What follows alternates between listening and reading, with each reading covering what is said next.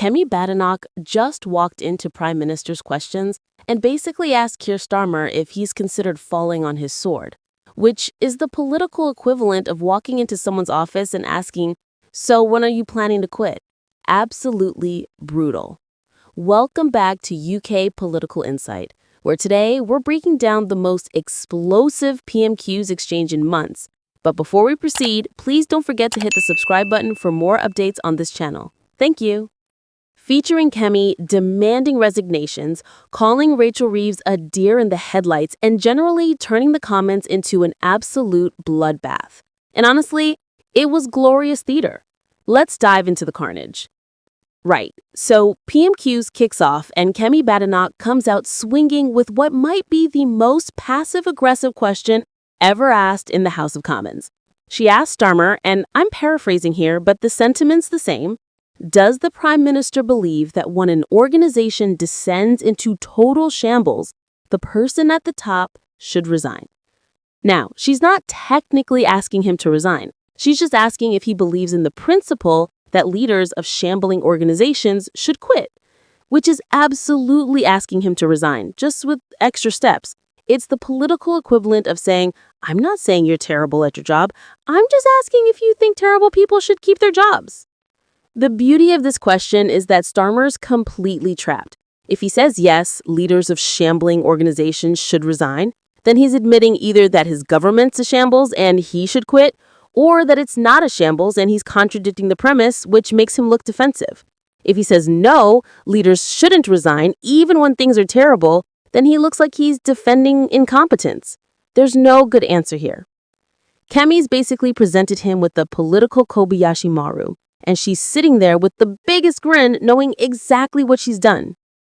Starmer's response is exactly what you'd expect from someone who's just been politically ambushed. He pivots immediately to talking about how proud he is of the budget, how they're protecting the NHS, creating economic stability, not repeating the mistakes of austerity, taking 150 quid off energy bills. Classic deflection. Answer the question you wish you'd been asked rather than the one you actually got. It's politics 101, but it's also completely transparent. Everyone watching knows he didn't answer the question. He just launched into a pre-prepared list of labor talking points and hoped nobody would notice. Spoiler alert, everyone noticed. But Kemi wasn't done, not even close. She then went after Rachel Reeves with the kind of savagery that makes you wonder if there's some personal beef we don't know about.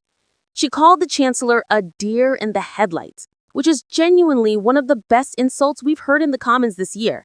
Not offensive enough to get pulled up by the Speaker, but absolutely devastating in terms of imagery. A deer in the headlights, frozen, panicked, about to get absolutely flattened by oncoming traffic. That's brutal.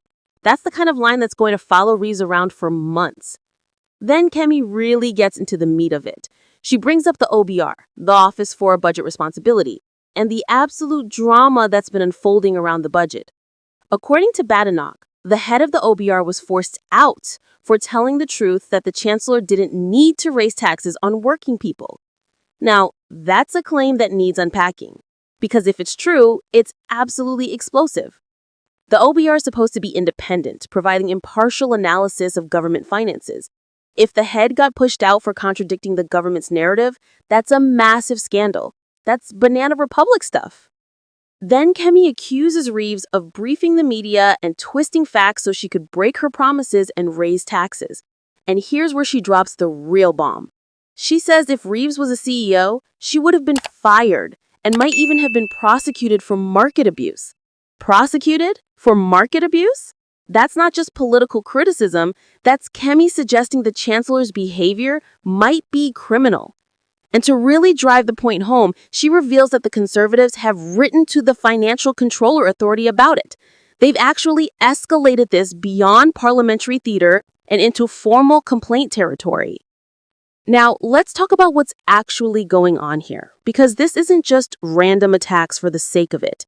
The context is that Rachel Reeves delivered a budget that included £26 billion in tax hikes. £26 billion. That's not pocket change. That's a massive increase in the tax burden. And the justification for those hikes was that she'd found a black hole in the public finances left by the previous government. The narrative was, we didn't want to raise taxes, but we've discovered the books are worse than we thought and we have no choice. Except, now there are questions about whether that black hole was quite as big as Reeves claimed. The OBR's involvement in this is crucial because they're the independent body that's supposed to verify these numbers.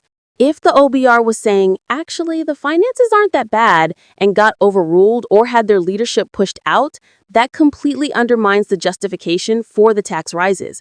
It would mean Reeves chose to raise taxes and then exaggerated the fiscal situation to make it look necessary. That's why Kemi's comparison to a CEO in market abuse is so pointed.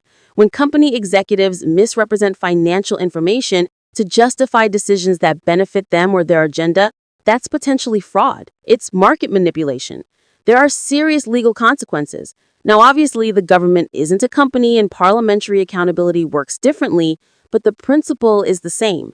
If you're making major decisions based on financial information you've allegedly misrepresented, that's a huge problem. It's market manipulation. The Conservatives' writing to the Financial Controller Authority is particularly interesting because it suggests they think there's a genuine case to answer here. The FCA regulates financial markets and has the power to investigate market abuse. Now, whether government budget decisions fall under their remit is debatable, and honestly, this might be more of a political stunt than a serious legal complaint. But it doesn't matter. The point is the optics. The Conservatives are saying Reeves' behavior is so dodgy that it requires investigation by financial regulators. That's a devastating narrative to plant, regardless of whether it goes anywhere. What makes this whole situation particularly awkward for Labor is that they spent the entire election campaign promising not to raise taxes on working people. It was one of their core pledges. No income tax rises, no VAT increases, no national insurance hikes. Then they get into power, discover this alleged black hole, and suddenly the chancellor's announcing $26 billion in tax rises. Now, technically, some of those rises aren't directly on working people in the way income tax would be, but employer national insurance contributions absolutely affect working people indirectly through lower wages and fewer jobs. It's a distinction without much practical difference. So Labor's broken a pretty fundamental promise, and the justification for breaking that promise is that the finances were worse than expected. But if opposition parties can successfully argue that the finances weren't actually that bad, and Labor just wanted to raise taxes anyway, then it's not a reluctant, broken promise forced by circumstances, it's just lying. And voters really, really don't like being lied to about taxes. Kemi's strategy here is pretty clear. She's trying to turn Rachel Reeves into a political liability for Starmer. If she can make the chancellor toxic, if she can associate Reeves with dishonesty and financial mismanagement, then she damages the entire government, because you can't have a chancellor who's lost credibility on economic issues. It's like having a health secretary who doesn't believe in medicine or a transport secretary who can't drive. The whole thing falls apart. The deer in the headlights comment is particularly effective because it paints a picture of incompetence. It suggests Reeves is out of her depth, frozen by the pressure, unable to handle the job. That's exactly what you want to plant in voters' minds if you're the opposition. Not that she's evil or malicious, but that she's simply not up to the task.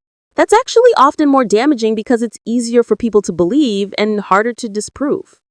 Starmer's defense of Reeves shows he's backing her, which he kind of has to do.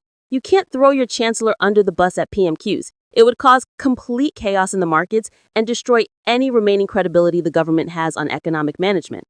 So he's stuck defending her, even if privately he's furious about how this is all played out. And you have to imagine there are some pretty tense conversations happening behind the scenes in number 10 about how the situation got so out of control. The broader issue here is about trust and competence. Labor won the election partly because people were exhausted with conservative chaos and wanted boring, competent government. Starmer positioned himself as the serious grown-up who'd restore stability and integrity. But if your chancellor is facing accusations of misrepresenting the financials to justify tax rises you promised not to make, that's neither stable nor competent. That's exactly the kind of drama that voters thought they were getting away from.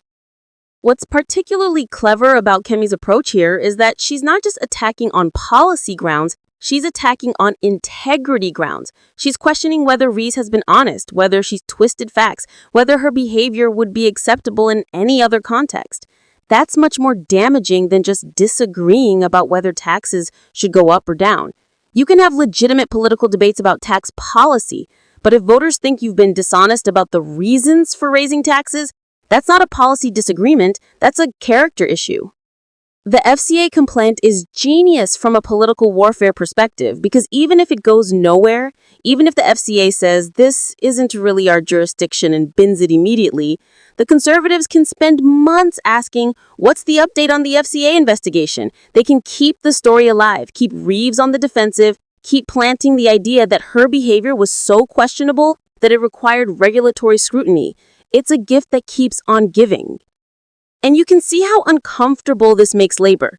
They can't really engage with the substance of the